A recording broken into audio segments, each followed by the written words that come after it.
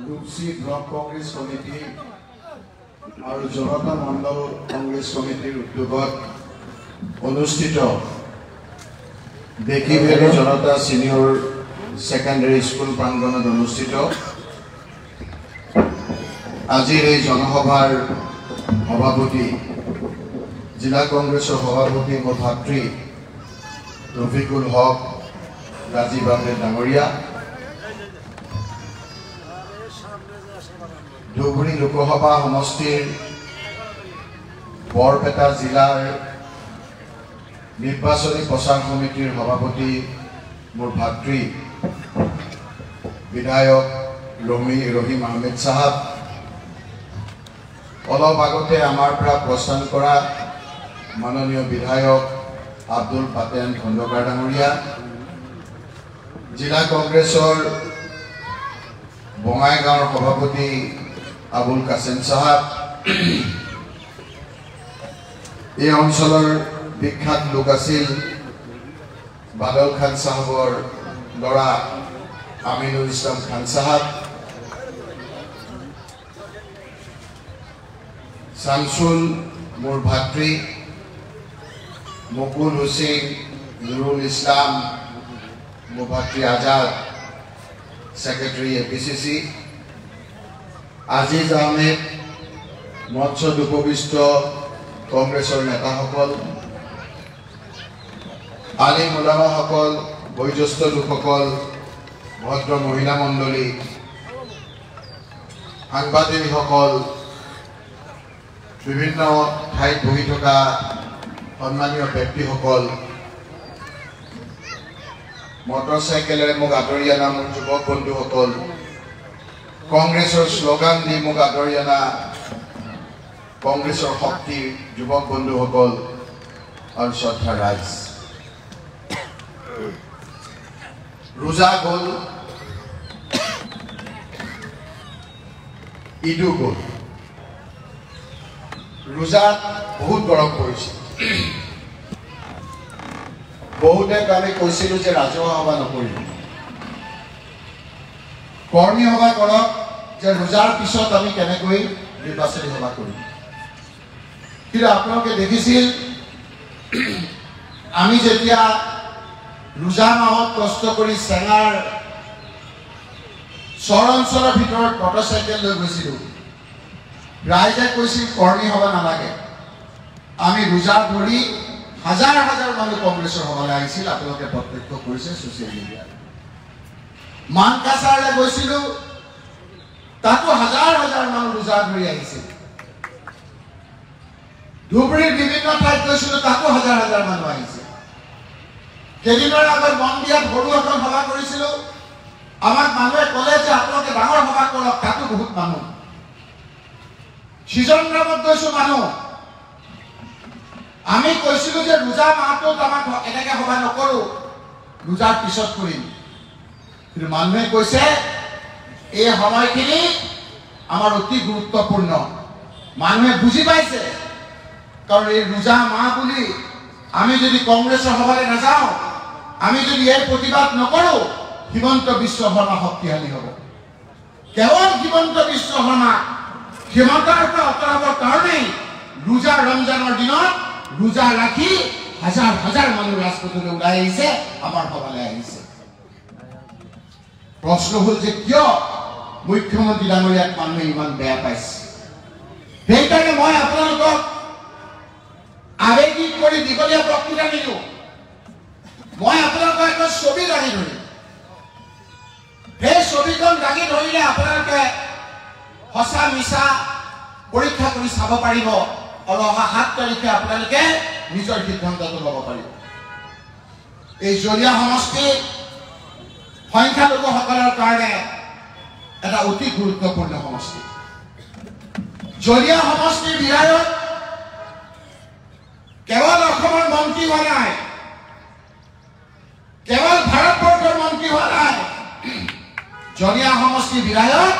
ভাৰতবৰ্ষৰ ৰাষ্ট্ৰপতি পৰ্যন্ত গৈছে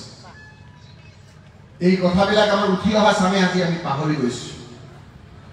মহৰম ফখৰুদ্দিন আলী আহমেদ সাহেব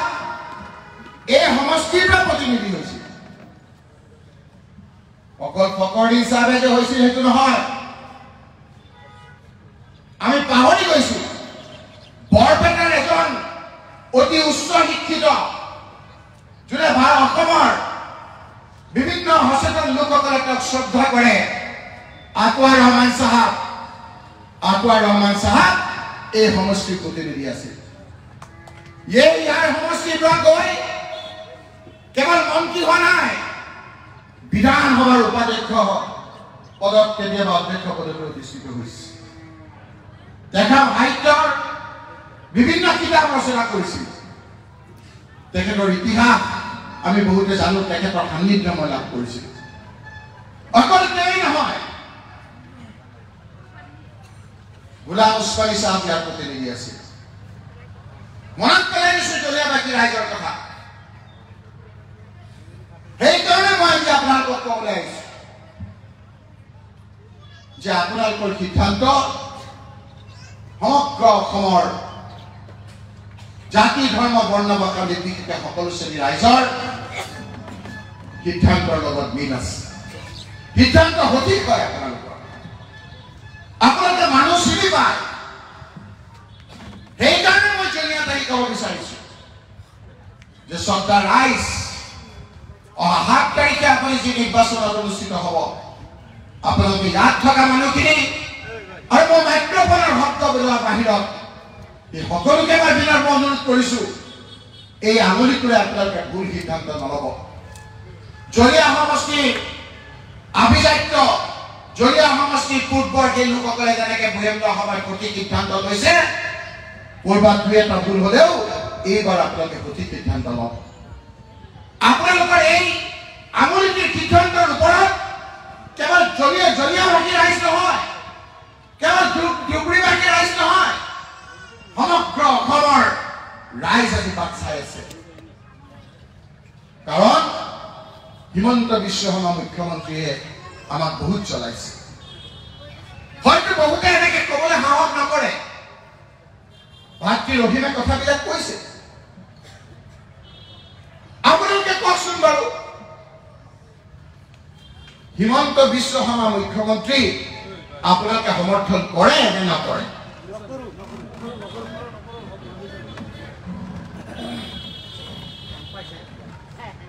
আকৌ কৈছো মই ইমান ভয় লাগে ন হিমন্ত বিশ্ব শৰ্মাক আমি সমৰ্থন কৰো নে নকৰো কিহৰ কাৰণে হিমন্ত বিশ্ব শৰ্মাক নকৰো মই আপোনালোকক কোৱা নাই অলপ জোৰে কৈছো যাতে হিমন্ত বিশ্ব শৰ্মা ছচিয়েল মিডিয়াত তেওঁৰ কামত কথাবিলাক পৰে এইকাৰণে নকৰে যে মুখ্যমন্ত্ৰী হিমন্ত বিশ্ব হোৱাৰ পাছত আমাৰ মানুহক বিভিন্ন ধৰণে তুচ্ছ তাচ্ছিল্য আৰু অপমান কৰিছে নে নাই বিভিন্ন সময়ত আমাক ধনী মানুহ দেখিলে কয় বদৰুদ্দিন আজমল সাহেব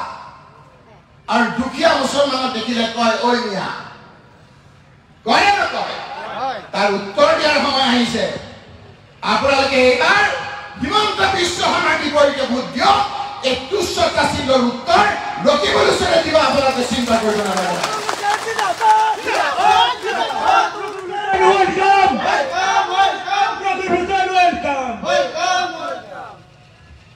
আপোনালোকে এতিয়া ক'ব যে ৰকিবুল হুছেইন আহিলে আমি ভাবিছিলো অন্য কথা ক'ব এতিয়া হিমন্ত বিশ্ব শৰ্মাৰ কথা কৈছে আমিতো এই অঞ্চলৰ পৰা হিমন্ত বিশ্ব সমৰ্থন নকৰোৱে তাৰ পিছতো হিমন্ত বিশ্বৰ কথা কিয় কৈ আছে এইকাৰণে কৈ আছো ৰাইজ হিমন্ত বিশ্ব শৰ্মা আমি বৰে মুখ্যমন্ত্ৰী পাতিছো যদি আজি জলিয়াবাকী ৰাইজে ধুবুৰীবাসী ৰাইজে হিমন্ত বিশ্ব শৰ্মা মুখ্যমন্ত্ৰী হিচাপে নিবিচাৰে তেতিয়াহ'লে আপোনালোকে বদৰুদ্দিন আজমল ডাঙৰীয়াৰ বিৰুদ্ধে আপোনালোকে ভোট দিয়ক বদৰুদ্দিন আজমল ডাঙৰীয়া সংসদ হিচাপে আঁতৰাৰ পাছতেই এওঁদিয়া অসমত নাইকিয়া হ'ব এওঁদিয়া নাইকিয়া হোৱাৰ লগে লগে বিজেপি অসমৰ পৰা নাইকিয়া হ'ব আৰু বিজেপি নাইকিয়া হোৱাৰ লগে লগে হিমন্ত বিশ্ব শৰ্মা চকী লৈ যাব সেইকাৰণে মই কৈছো যে হিমন্ত বিশ্ব শৰ্মাক অতৰাৰ সিদ্ধান্ত আপোনালোকৰ হাতত আছে কথাবিলাক ঘৰত গৈ চিন্তা কৰিব ইয়াক বিশ্বাস কৰিব নালাগে আজি টিভিত দেখিছে আপোনালোকে যে উজনি হিমন্ত বিশ্ব শৰ্মাৰ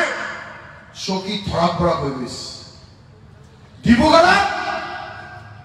লুৰিণজ্যোতি গগৈ জিকাটো খাটাং যোৰহাটত গৌৰৱ গগৈ জিকাটো খাটাং নগাঁৱত প্ৰদ্যুৎ বৰদলৈ ৰেকৰ্ড সংখ্যক ভোটত জিকিব ৰজগিৰত তিৰ্কি কাজিৰঙাত জিকিব কৰিমগঞ্জত হাফিজ ৰচিদ চৌধুৰী জিকিব ধুবুৰীত বদৰুদ্দিন আজমল চাহাব ৰেকৰ্ড ভোটত হাৰিব তাৰ পাছত ২৬লৈ ৰখিব নালাগে নিৰ্বাচনৰ পাছতে কেন্দ্ৰৰ বিজেপিয়ে হিমন্ত বিশ্ব শৰ্মাক মুখ্যমন্ত্ৰীৰ পৰা অতৰাই দিব চিন্তা কৰিব নালাগে আপোনালোকে সেয়ে কৈছো সিদ্ধান্ত আপোনালোকৰ ওপৰত ৰাইজ আপোনালোকে একটা ভোট বদৰুদ্দিন আজমল ডাঙৰীয়াক নিদিব একটা ভোট নিদিব ৰাইজ আমাৰ মানুহক ভোট ঠগাইছে তেওঁ বহু কথা মই এতিয়া নকওঁ আকৌ আহিম আপোনালোকৰ ওচৰত হিমন্ত বিশ্ব শৰ্মাক আমি কিয় বেয়া পাওঁ মুখ্যমন্ত্ৰী হৈ থকাৰ লগে লগে তেওঁ কৈছিল এই যে মহিলাসকল আহিছে ভয় ভয়কে আহিছে আকৌ বাকী হিমন্ত বিশ্ব আইন উলিয়াই কিয় কাৰণে বেয়া পাইছো এই কাৰণে বেয়া পাইছো ভয় কৰিছো যে আমি শুই থকা অৱস্থাত ঘৈণীয়েকৰ বুকুৰ পৰা স্বামীক উঠাই লৈ গুচি যায় হিমন্ত বিশ্ব শৰ্মাৰ পুলিচে আৰু জেলত লৈ যায় মানে নহয় ককৰাইজ হত্যালি মাৰিছে আমাৰ ডেকা ল'ৰাবিলাকক বিভিন্ন ক্ষেত্ৰত লৈ যায় তাৰ পিছত পুলিচে বুকুত গুলিয়াই আৰু ভৰিত গুলিয়াই কয় এনকাউণ্টাৰ হ'ল পলাবলৈ কৈছে হয় নহয় কওক বহুত কেছ আপোনাৰ হাইকোৰ্টত চলি আছে আমাৰ ল'ৰা ছোৱালীৰ শুই থকা অৱস্থা ভুল যায় হাতীৰে আহি আকৌ ইয়াতে নহয় গুৱাহাটীতো ঘৰবিলাক ভাঙি আমাৰ ঘৰ বাৰী নাইকিয়া কৰে হয়নে নহয় কওক ৰাইজ ভোট দিয়াৰ আগতে এই কথাবিলাক চিন্তা কৰিব লাগিব হিমন্ত বিশ্ব শৰ্মাই আমাক অত্যাচাৰ কৰিছে ধুবুৰী মানুহে আমি চৰকাৰে কিবা দিলে নিদিলে ইমান ভক্ষেপ নাই আমি কৰ্ম কৰি খোৱালো মই আহিছো বিভিন্ন ধৰণৰ খেতি সেইদিনা আপোনাৰ চৰাঞ্চলত গৈছো চেঙাত মাকৈ খেতি যি মাকৈ খেতি ইউপিৰ পৰা ইয়ালৈ আহিছিল আজি আমাৰ চেঙা অঞ্চলত আৰু এই জনীয়া অঞ্চলৰ মাকৈ খেতি আজি ইউপিলৈ পঠিয়াব পৰা অৱস্থাত আছো আমি কৰ্ম কৰি খাওঁ চৰকাৰে কিবা দিলে নিদিলে ইমান আমাৰ ভক্ষেপ নাই মূৰৰ গান মাটিত পেলাই ৰাতিপুৱা উঠি যাওঁ গধূলি আহোঁ আমি উপাৰ্জন কৰোঁ চৰকাৰৰ কিবা দিলে নিদিলে আমি ভক্ষেপ নকৰোঁ কিন্তু আমি কি বিচাৰোঁ যে আমি যি দুখীয়া মানুহ ইয়াৰ পৰা গুৱাহাটীলৈ গৈছে ডাঙৰ ডাঙৰ বিল্ডিং বনাইছে বিজেপিৰ অফিচ বনাইছে এই ধুবুৰী জনীয়াৰ মানুহে আমি উপাৰ্জন কৰি ঈদৰ 10 দিন 5 দিন আগত আহি আমি নিজৰ ল'ৰা ছোৱালী লৈ পেলাই সুখেৰে থাকিব লাগে শান্তিৰে হ'ব লাগে ঈদ পালন কৰিব লাগে সেই সময়তে হিমন্ত বিশ্ব শৰ্মাৰ পুলিচে আহিমবাক আহি অত্যাচাৰ কৰে আমি শান্তি বিচাৰোঁ আপোনালোকে শান্তি বিচাৰে নে অশান্তি বিচাৰে এই সিদ্ধান্ত আপোনালোকে এইবাৰ ল'ব লাগিব নিৰ্বাচন আহিলে আমাৰ এইখিনি এটা উৎসৱ হৈ যায় অলপ মানুহ বিজেপিলৈ যায় অলপ মানুহ ইউডিএফলৈ যায় কিছুমান মানুহ কংগ্ৰেছলৈ আহে ৰাইজ একগোট হওক এটা মেছেজ দিয়ক হিমন্ত বিশ্ব শৰ্মা তুমি অপমান কৰাৰ কাৰণে আমি একগোট হৈছো ৰেকৰ্ড ভোটেৰে হিমন্ত বিশ্ব শৰ্মাক আপোনালোকে অনাস্থা দিয়ক আপোনালোকৰ সমস্যাবিলাক আমাক দিয়ক আমি সমাধান কৰিম ৰাইজ মই ৰাজহুৱাভাৱে আজি আপোনালোকক কথা দিছো কেতিয়াবা দুখীয়া মানুহৰ ধনী মানুহৰ বিয়া বাৰুত আমি আহিব পাৰোঁ কিন্তু দুখীয়া মানুহৰ বিপদত সন্মুখত দেৱালৰ নিচিনা থাকি আপোনালোকৰ লগত থাকি ৱাদা কৰিলো আপোনালোকৰ ওচৰত হিমন্ত বিশ্ব শৰ্মালৈ প্ৰত্যাহ্বান আমাক আপোনালোকে প্ৰতিনিধি কৰক আপোনালোকৰ নো মেডাল লৰাব লাগিব মই আপোনালোকক কথা দিছো নো মেডাল লৰাব নোৱাৰিব সেইকাৰণে আজি আপোনালোকক কৈছো ভোটটো চিন্তা কৰি দিব কৈছে ৰহিমে আজি আদৰণীয় ৰাজবল চাহাবক আপোনালোকে কিয় বেয়া পাইছে কি কাৰণে বদৰণী ৰাজবল চাহাবে বিগত এমাহ কোনো মানুহৰ ওচৰত যাব পৰা নাই য'তে গৈছে কোনো মানুহ হোৱা নাই কোনো মিটিঙত মানুহ নাই হেলিকপ্টাৰ লৈ গৈছে মানুহ নাই বিভিন্ন মানুহে মিটিং কৰিছে মানুহ নাই এমএলএ মিটিং কৰিছে মানুহ নাই কিয় মানুহ নাই জানে আপোনালোকে আমি পাহৰি গৈছো বহুত কথা মাত্ৰ কেইদিনমানৰ আগত এই মহিলাসকলে নিজৰ ল'ৰা ছোৱালী লৈ নিজৰ স্বামীক লৈ এখন গাড়ী ঘুমাই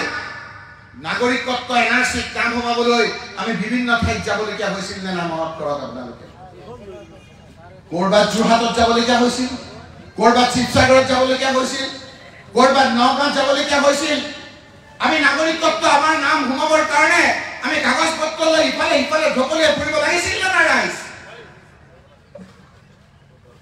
বদৰণী ৰাজবল চাহাব এই সময়খিনিত আপুনি ধুবুৰীবাসী ৰাইজৰ জনিয়াবাসী ৰাইজৰ কাষত আছিল জানো কৰবাত আপুনি সহায় কৰিছিল জানো মই ৰকিবুল হুছেইনে আজি আপোনালোকক কৈছো ৰহিমে কোৱাৰ দৰে জমিয়ত উলামায়ে হিন্দৰ আৰছাদ বাদানী চাহাবৰ জমিয়ত মুস্তাক আনফৰ চাহাব সভাপতি ৰকিবুল হুছেইন উপসভাপতি ৰহিম আহমেদ আনছুৰ সভাপতি একে ৰেজাউল সভাপতি খাদ্দা মুছলক লগত লৈ দিল্লীত দৌৰি গৈছো দিল্লীত দৌৰি গৈ দেখিছো যে সুপ্ৰিম কোৰ্টৰ হাহাকাৰ অৱস্থা আমাৰ বিৰুদ্ধে শক্তিশালী আপোনাৰ উকিল লৈছে আমাৰ দুখীয়া মানুহসকলৰ কাৰণে কোনো নাই সেই সময়ত আমি কপিল সিবাল ইন্দিৰা জয়সিং বিবেক কাংখা সলমান খুৰশিদ শনি সুৰাবজী ডাঙৰ ডাঙৰ উকিলৰ ওচৰলৈ গৈছো তেওঁলোকে মান্তি হ'ল যে আমাৰ হৈ কৰিব কিন্তু উপায় নাই এজন এজন উকিল 10 মিনিট থিয় হ'ব 15 লাখ টকা লাগে এজন উকিলক যদি 15 লাখ টকা লাগে 5জন 7জন টক কিমান টকা লাগিব আপোনালোকে ভাবি চাওক এদিন নহয় ৰাইজ দুদিন নহয় 3 দিন নহয় কমেও 100 দিন তেওঁলোকক খাৰা কৰিবলগীয়া হৈছে আমি বাকি দেখা নাই ৰাইজ নগদ কাম কৰি আপোনালোকৰ ওচৰলৈ আহিছো লগে লগে ৰাহুল গান্ধীৰ ওচৰত গৈছো মই